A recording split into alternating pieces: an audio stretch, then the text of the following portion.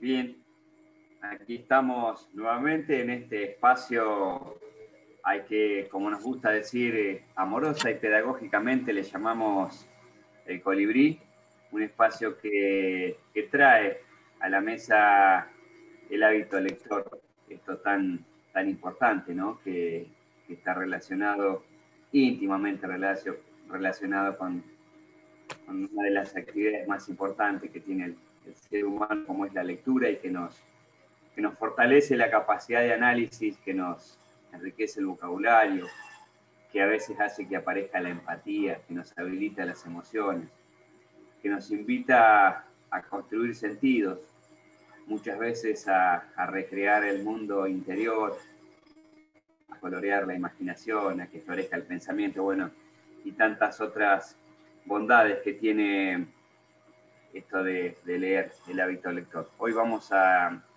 charlar con Pablo Solo Díaz, a quien le agradecemos mucho su presencia y te saludo, Pablo, bienvenido.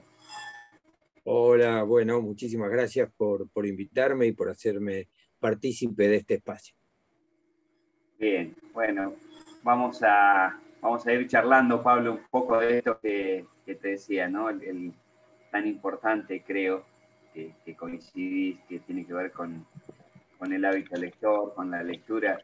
Y por ahí, para ir empezando, quisiera preguntarte si hasta dónde llegás vos en el recuerdo de lo más antiguo que tengas, pensando en cuál fue tu primer contacto con un libro. ¿Qué edad? ¿Te acordás? Sí, no, muy chico porque mi padre le gustaban mucho los libros y a mamá también, y a mi mamá también le gustan, entonces había libros en mi casa y ellos leían, entonces yo creo que a partir de de que uno ve a adultos que leen, eso se hace tan natural como que un día preparas el mate solo si en tu casa toman mate siempre, ¿no? Ves tomar mate siempre, se va el mate y vos tomás el mate que ellos te dan, hasta que un día solo te preparás un mate. Bueno, yo lo que además tengo como recuerdo, dos recuerdos lindos con respecto a las historias. Uno que mamá y mi mamá nos solía repetir versos, y sobre todo uno que me gustaba mucho a mí, de María Elena Walsh. Eh, Ese que dice, con esta moneda, con esta moneda me voy a comprar un trozo de cielo, un cacho de mar, algo así. Una cosa muy, muy cortita que estaba en un libro que se llamaba Tutú Marambá. Y después tengo la suerte de haber crecido también muy cerca de un escritor que era casado con una hermana de mi madre y que es muy conocido en el ámbito docente porque era el autor de Virtudes Choi, que un libro que en su momento fue muy disruptivo, se llamaba Carlos Joaquín Durán, murió hace muy poquito, y con los años después yo le ilustré algunos libros de él. Y él nos contaba, cuando estábamos juntos, cuando íbamos a parar allí a la casa de él, estábamos en lo de mis abuelos, nos contaba historias todas las noches y entonces después nos llegaban los libros de él. O sea que crecí muy, muy cerca de la lectura en todo sentido. Pablo, ¿y cómo fue tu tránsito así por la educación a la que le llamamos formal, ¿no? La escuela primaria, la secundaria, ¿cómo anduviste por ahí? Muy mal, muy mal, pero curiosamente, ese andar mal por la escuela, con grandes excepciones, ¿no? Porque uno generaliza, estas respuestas son muy generales, pero ese andar mal me acercó mucho más a la lectura.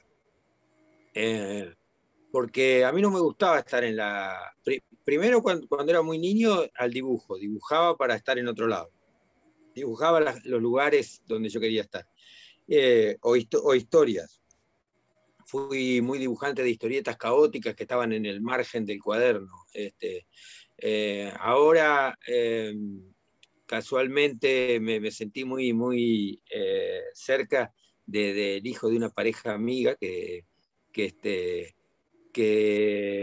está en segundo grado y la maestra le mandó una nota diciéndole que bueno, que tenían que acotar las horas de dibujo porque el chico no podía dibujar durante durante todo el ciclo lectivo, porque era lo único que hacía. Bueno, yo me sentí muy identificado con eso.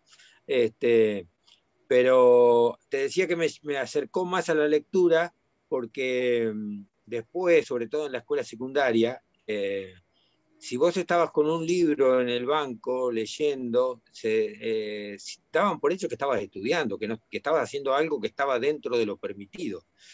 Pero yo estaba leyendo algo que no tenía absolutamente nada que ver con lo que estábamos viendo en la materia. Eso está bueno porque también habla del profesor que te permitía, ¿no? Esa libertad que a veces, hace falta, ¿no? En la escuela formal, un poco más de libertad para la creatividad y para la elección, ¿no? Más que nada en esa edad adolescente donde uno está en realidad el ser humano está en permanente búsqueda en todos los tiempos, pero me parece que en la adolescencia es una etapa muy importante. Sí, bueno, fue complicada. La mía fue complicada y no fui buen alumno. Después tuve la suerte de que mis hijos fueran muy buenos alumnos, o por lo menos en el sentido de que la escuela nunca fue un problema, y para mí siempre fue un problema, para mí como alumno. Después terminé siendo docente, que era lo que menos pensaba que iba a ser. Pero, por ejemplo, para darte algo, como yo no quería estar en clase, un día descubrí que la biblioteca era un lugar, yo iba a una escuela grande, y si estabas en la biblioteca era porque alguien te había mandado a la biblioteca. Nadie te preguntaba si vos estabas sentado en la biblioteca en esos años, década del 70. Si vos estabas sentado en la biblioteca era porque estabas autorizado para estar ahí, ¿no? Y lo que estabas haciendo estaba dentro de lo que estaba encuadrado en el movimiento escolar. Nadie pensaba, por ejemplo, que usando una palabra de, de la época, te estabas rateando. Y yo me estaba rateando en la biblioteca. Yo iba a la biblioteca y buscaba, ya sabía qué libros había muchos libros, buscaba libros donde hubiera cuentos que se refirieran a los gauchos, al campo, o no sé, a temáticas que a mí y sobre todo buscaba cuentos, cosas cortas que pudiera leerlas un rato. Entonces ya me pasaba 20 minutos ahí y ya cuando volvía al aula quedaban 20 minutos. Y no sé por qué nadie pensaba que eso estaba mal. Y bueno, no sé si está bien dicho esto, pero era lo que yo quería hacer. Claro. Pablo, ¿y cómo te llevas con la tecnología? Con la lectura en la pantalla. ¿Crees que esto ha reemplazado al libro formato papel? ¿Que está combinado? ¿Cómo ves eso hoy? Mirá, no sé si lo reemplaza. Lo que sí sé es que cada vez se nos hace más difícil leer el libro en papel, no por el formato, sino por el manejo de los tiempos y por cómo nos atrapa. Ahora cada vez tenemos más, en el celular tenemos todo, no hace falta ni siquiera abrir la computadora, el celular anda en el bolsillo. Y así como ha cambiado la manera de contar o la manera de trabajar en el cine o donde todo es más rápido, ¿no? O sea, hay una cosa de esa estética bueno, tiene un nombre y no lo recuerdo ahora, pero tipo todo pantallazo, se fue acelerando la edición de las películas, por ejemplo, en el cine, la narración de otros tiempos, de los tiempos de mi infancia, era lenta, con pasaba una cosa, pues pasaba otra, y ahora es porque si no, o sea, nosotros a la pantalla, en mi infancia, que era la pantalla del televisor, estaba acotada en determinados momentos del día, y te digo una cosa simple que empezó a cambiar todo. Había que ir a cambiar el canal al aparato de televisor. O sea, había que levantarse del asiento donde estabas, había que ir hasta el televisor y cambiabas de canal. Y además cambiabas por una cosa que parecía como que movieras una tenaza, track, track, track, y cambiabas de canal, ¿no? Había poquitos canales. Ahora, el chorro de las redes sociales te tira cosas permanentemente, la gente no alcanza a leer. También es otra manera de leer, más cercana a estos tiempos, distinta, no lo sé, no sé qué va a pasar. Yo veo a gente de mi generación que cada vez que han sido grandes lectores y cada vez les cuesta más cerrar, cerrar internet y ponerse a leer, ¿no? Por ese atrape que tiene.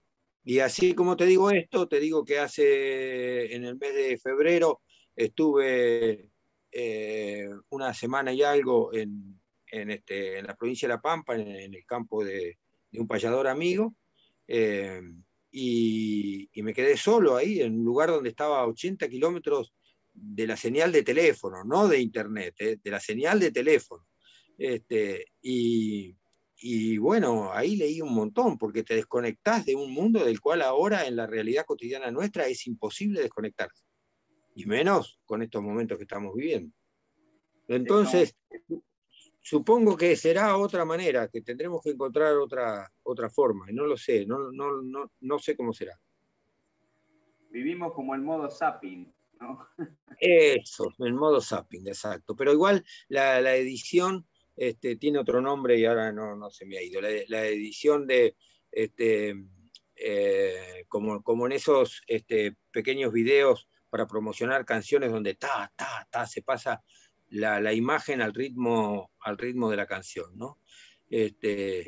Creo que la lectura es algo maravilloso, pero como todas las experiencias propias, no se pueden transferir hablando. No puedo decirle a un chico lee porque leer es lindo. Eh, o sea, es una experiencia que la tienen que hacer ellos. A mí me tapó un agujero la lectura, me tapó el agujero de que yo no quería vivir la situación que estaba viviendo, y en los libros me iba a otro lado, ¿no? Me sigue sucediendo. Pero bueno, es como cuando vos ves que tu hija o tu hijo tiene una pareja que no es la más conveniente, y vos ves, porque ya tenés una historia atrás, porque tenés una punta de años, porque tenés una punta de fracasos, vos ves lo que va a pasar ahí, lo ves, porque tenés todos los elementos, un montón de elementos que el otro no tiene, pero él tiene que hacer su propia experiencia. Vos no le podés decir, mirá, esta persona no te conviene porque a vos te va a pasar esto, esto y esto. No, porque las experiencias son intransferibles. Después, a los 2 años, callate cuando veas cómo se derrumba todo eso y decís, uy, sí, yo lo sabía, pero ¿qué vas a hacer?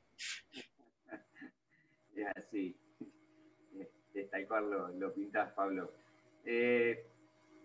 Pablo Solo Díaz, artista plástico, payador, docente, y muy andariego, por cierto, en esa moto, ¿no? que recorres tantos kilómetros y kilómetros por año, ¿no? ¿Cómo se conjuga todo eso para en algún momento llevarlo al aula? Y si querés te recorto un poco más la cuestión, al aula de las escuelas rurales. No sé, la verdad que no sé. En las escuelas rurales uno encuentra un alumno con muchas ganas de trabajar, con muchas ganas de que uno les dé cosas. Yo lo que he tratado siempre, de no hacer el camino que te simplifica mucho, que es el de dar recetas, ¿no? Eh, yo alguna vez le decía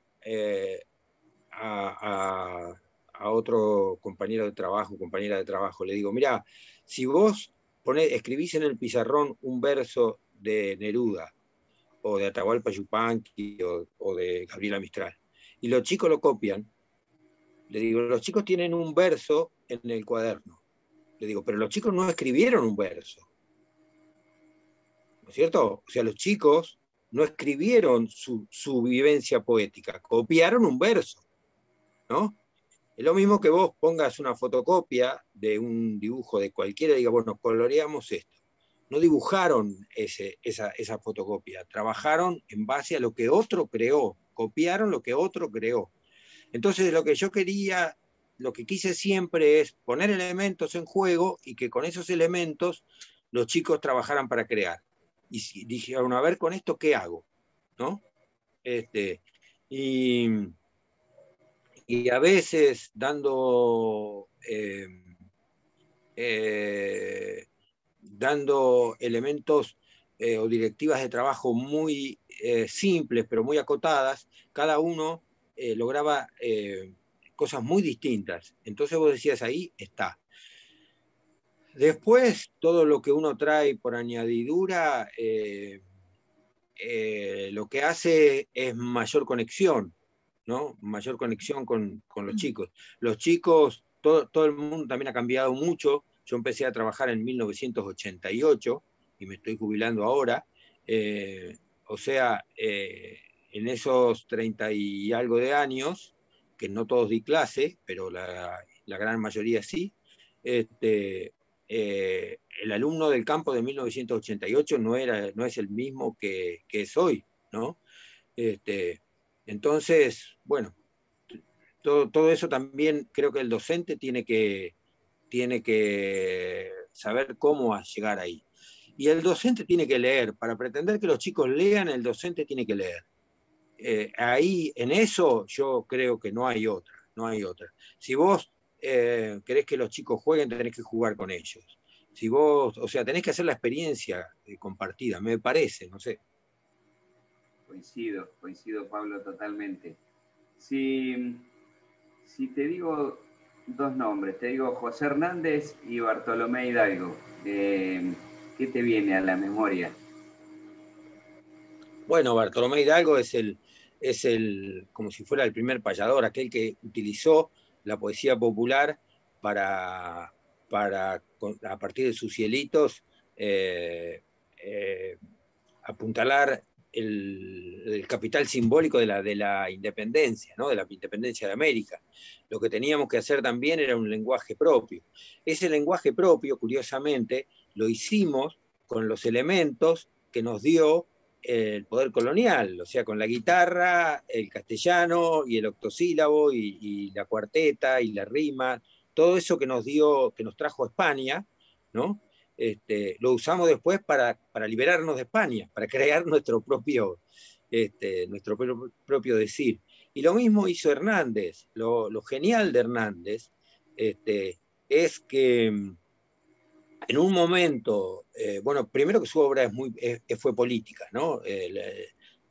A raíz de la dictadura, de las dictaduras que hubo en el continente, hay como un miedo a la palabra política.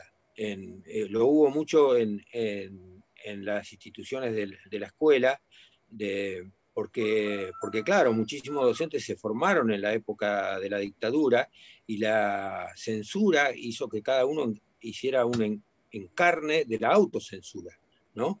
Y entonces yo recuerdo muchísima gente decir, no, esto no es política, pero, ¿no? No quiero hacer política, pero, ¿no? Cuando que se iba a hablar de algo que era conflictivo. Este, eh, pero la realidad que todo es política, todo, y sobre todo el arte, y la creación, y el escribir, cada vez que uno pone, y la palabra, y el lenguaje, ¿no? Este, la angustia que crea en determinadas personas la utilización del lenguaje inclusivo, te demuestra también la fuerza que tiene el lenguaje y cómo produce rechazo, ¿no? O produce... pero bueno, el lenguaje sigue siendo parte, la palabra sigue siendo parte. Y Hernández, para marcar su defensa del gaucho que estaba siendo esclavizado por las levas y además en la lucha contra sus hermanos pampas, ¿no? Contra el gaucho que fue llevado a los fortines a pelear. Eso es lo que cuenta la historia del Martín Fierro. Un gaucho está tranquilo en su casa Viene el juez de paz, lo toma prisionero en una pulpería, lo manda a pelear a la frontera. De ahí se escapa porque no le pagan, porque pasa hambre, porque extraña a su familia, y ahí empieza la vida errante del gaucho Martín Fierro. Esa es parte de la historia. De ahí en más, Fierro no consigue volver a instalarse en un sitio y ser feliz nunca más, ¿no?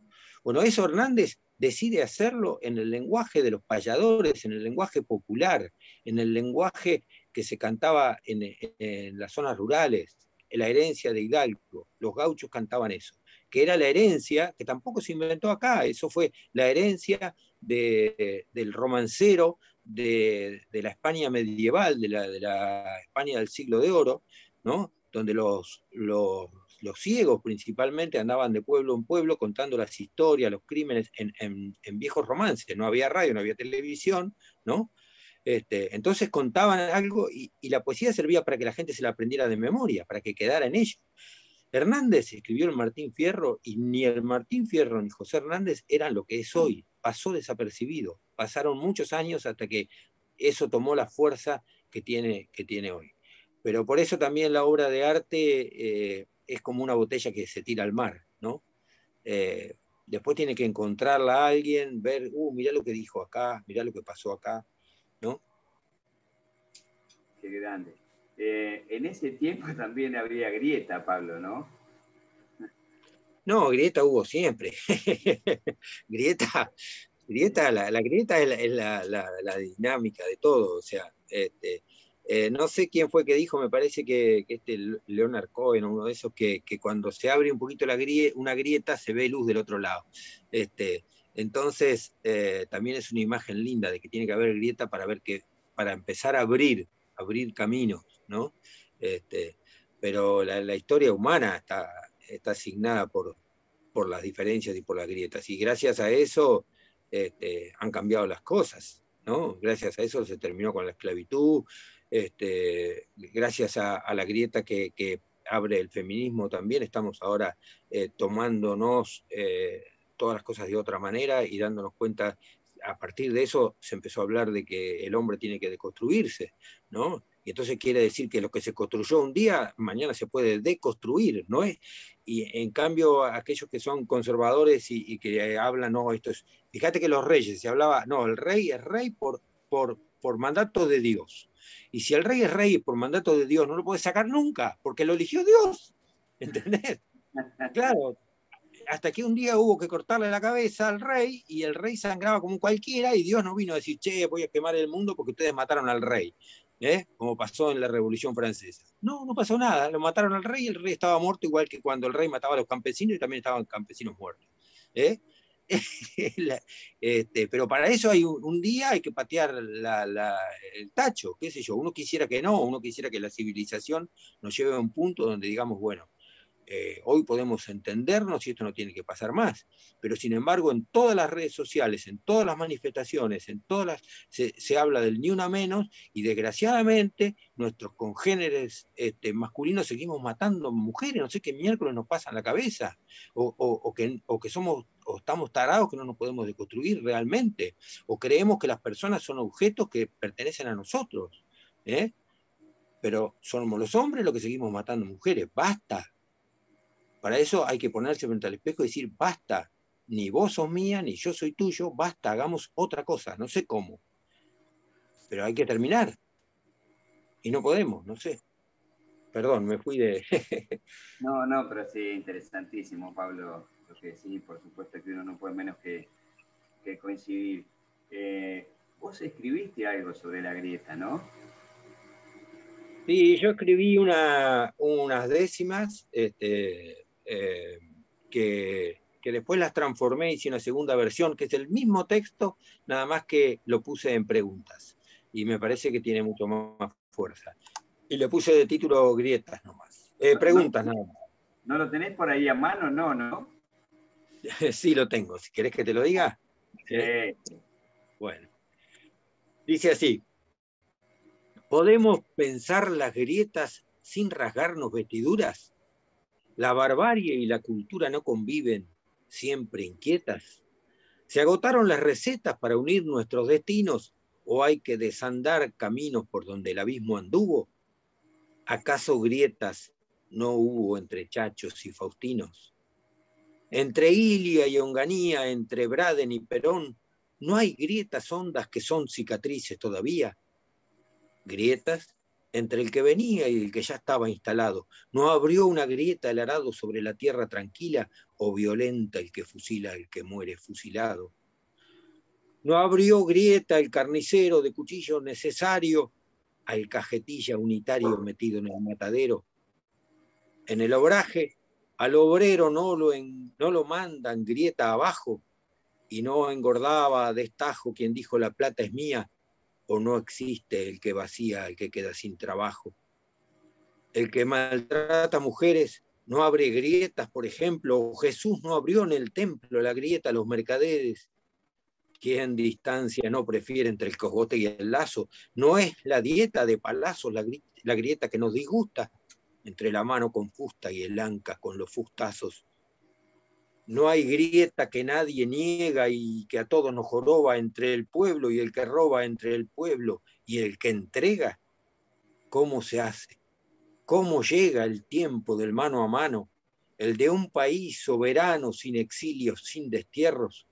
¿O es que acaso el Martín Fierro no peleó con sus hermanos? ¿No es grieta que se eterniza la del martillo y el clavo? ¿No le trae muerte al esclavo el tirano que esclaviza? No hay grieta entre llanto y risa, entre el franco y el careta, entre la suerte y la yeta, entre todo esto que pinto, puedo hallar en mis distintos los puentes para mis grietas. Y no será impertinente suponer que toda grieta pueda cerrarse sujeta por hipotéticos puentes. El pobre Tupac no siente cómo se lo descuartiza, a Moreno se idealiza, ¿y quién lo mató en el barco? Y de Santa Juana de Arco solo dejaron cenizas. ¿Y quién? Y no quita en el tumulto la derecha los derechos al pueblo que pone el pecho mientras otro esconde el bulto. ¿Moriremos entre insultos y catarsis y pelea? ¿O es que existe una tarea para entreverar el enjambre? ¿Acaso no llega el hambre de este sistema que hambrea? Ahí está. Fabulosa, Pablo, fabuloso. ¿Cuánto para trabajar sobre esto, ¿no? En el aula y en tantas partes. La verdad que cuando la leí la primera vez me gustó mucho, por eso quería que lo compartiéramos con, con quienes nos escuchan. Pablo, aparte de ser padre de algunos niños, sos el padre también del Tungo. Sí. ¿Qué es el Tungo, Pablo? Contame, ¿qué fue para vos? ¿O es? Supongo que algún día lo voy a retomar, pero el Tungo vivió entre 1996 y 2016, 20 años en las páginas del periódico Acción Regional de Las Flores. Te cuento muy sencillo, yo vivía para el lado del hospital, en Alsina y Azul, y ahí cerquita soltaban un caballo, que no era un caballo, era una yegua, que lo ataban a un carro para trabajar, pero comía en las veredas, ¿no? Y me ofrecieron hacer la tira en Acción Regional, una tira de humor gráfico y una historieta de humor gráfico, y yo pensé en esa yegua que estaba ahí y le puse el Tungo por Matungo, ¿no? Tungo. ¿Qué pensaba cuando nos miraba pasar a nosotros los florenses o a todas? ¿Qué pensaba de nosotros, lo que sucedía? Este, y, y bueno, fue cambiando mucho el dibujo, cambiando algunas cosas, pero la verdad que era muy lindo hacerlo, me gustó mucho hacerlo, y muchos versos que tengo después publicados en libros, en textos, en realidad nacieron del Tungo, porque yo generalmente planteaba un chiste, algo que tuviera humor con una reflexión. Pero cuando no se me ocurría nada y ya tenía que entregar, empezaba a escribir un verso. que el tungo dijera algo en octosílabo. Y ahí algo redondeaba, algo me salía. Sacaba el payador a caminar y algo parecía. Y terminando también con lo que me preguntabas antes de los chicos y el payador o mis andanzas, salieron dos cosas muy, muy fundamentales para mí en la escuela, sobre todo una. El día que Liliana Torlaski me pidió que les contara el Martín Fierro a los chicos, fue el disparador de una obra de teatro, de un unipersonal, que durante 11 años lo hice por medio país, cuando yo pensé que iban a ser 3 funciones en las 3 escuelas que yo trabajaba. Llegamos, nos paró la pandemia, pero en enero del 2020, y en noviembre y enero del 2020 hice las primeras funciones fuera del país, hice funciones en Osorno, Coyhaique y Cochrane en Chile, en encuentros de payadores y en teatros, en escuelas mapuches, de comunidades mapuches también. Fue muy, muy lindo, muy, muy lindo. Y íbamos a hacer unas funciones en el Uruguay en la Semana Santa del 2020, y bueno, por razones que son de dominio público, estábamos invitados también a hacer una gira en España, que algún día espero que se haga, en el País Vasco y en las Islas Canarias. Ojalá eso se lleve a cabo. Ahora, de aquí para adelante, voy a tener mucho más tiempo para ensillar la moto y salir al camino con el teatro y con la guitarra, porque mi época de docente en funciones está terminando. Pablo, recién nombraste a los mapuches y hace algunos minutos también hablaste de, cosa que yo coincido, de que los docentes tenemos que ver. Y quiero relacionar esto con y preguntarme y preguntarte a vos si nos hace falta más lectura, no solamente a los docentes, sino a la sociedad, para poder dejar de una vez por todas de atropellar los derechos de los originarios, ¿no? Estamos muy lejos Sí, todavía. sí, hay mucho desconocimiento, sí, pero bueno, pero hay dos cosas que son muy alentadoras. Hasta determinado momento, los académicos, los estudiosos, eran quienes contaban las historias de las minorías. Ahora, por suerte, son los mismos protagonistas quienes cuentan lo suyo, ¿no? A partir de la vuelta de la democracia, a partir de las generaciones que se formaron en democracia, con una universidad en democracia, y a partir del empoderamiento de cada una de esas comunidades, cada cual empezó a contar su historia, a ver su historia.